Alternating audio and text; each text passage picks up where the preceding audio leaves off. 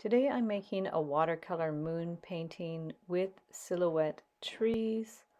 What you're going to do to set up is get some wax paper or the back of some MAC tack, and we're going to place on some strips of masking tape.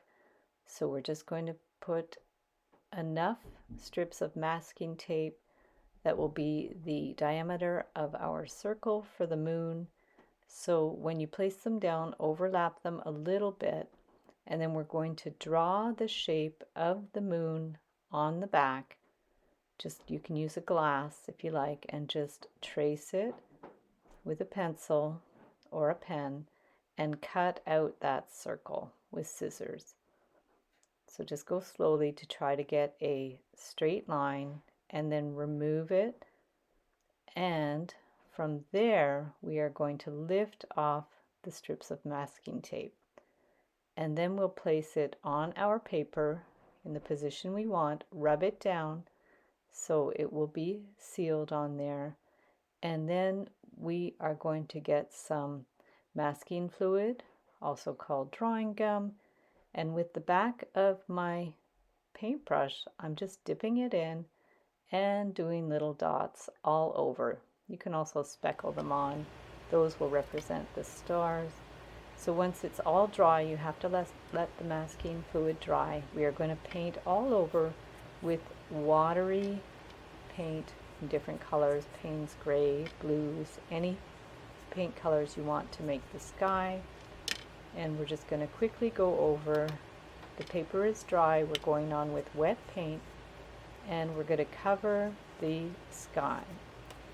So just keep going with that. You can work quickly so the colors blend together, and make sure all the white spaces are filled in. And from there we have to let it dry, and then we're going to carefully remove the tape, pulling it towards the middle so we don't tear the paper. So remove the tape. I tried it with MAC tack, but it leaked under, so don't use MAC tack for this. And now we're going to get some rubbing alcohol and salt, have it all prepared, and then we're going to wet where the moon is. Go right to the edge very carefully so it makes a nice crisp line at the edge of the moon. We're just wetting the paper, and then we're going to dab on our paint. So you can go ahead, choose what colors you want. I'm going to vary the colors a little bit. I'm going to add some purple to contrast a bit with the blue sky, and we're just going to cover the whole moon with little dabs of wet paint. Go all around, make sure all of our areas are covered. I'm using a different shade of blue from the sky. I want a little bit of contrast. I also like this Payne's gray. It gives it a nice little contrast, and it's not pitch black. So keep going around, work quite quickly if you can to cover up the areas and put the colors to your liking. You can always go around the side slowly so you don't overlap. And now I'm going to put on some salt and alcohol to make some nice textures and optical illusions of the craters in the moon. So add as much salt, a few dabs of alcohol, and then you can go in with a fine brush if you have to tighten up the edges a little bit. So once it's dry, make sure it's fully dry. We're going to remove the salt. Just rub off all that salt if you need to with a little tissue, and then rub off the drawing gum with your fingers. So now I'm going to go in with some India ink. You could also use a dark watercolor if you want. And I'm going to get a fine brush, and I'm going to make the trees. So basically I will start with vertical lines, and then I'm going to go in and just wiggle my brush to either side to form the tree branches. You can make these trees in any style that you like. I like this more abstract way of just wiggling the brush to get the branches. And you can also vary the height of the trees to make it look more interesting.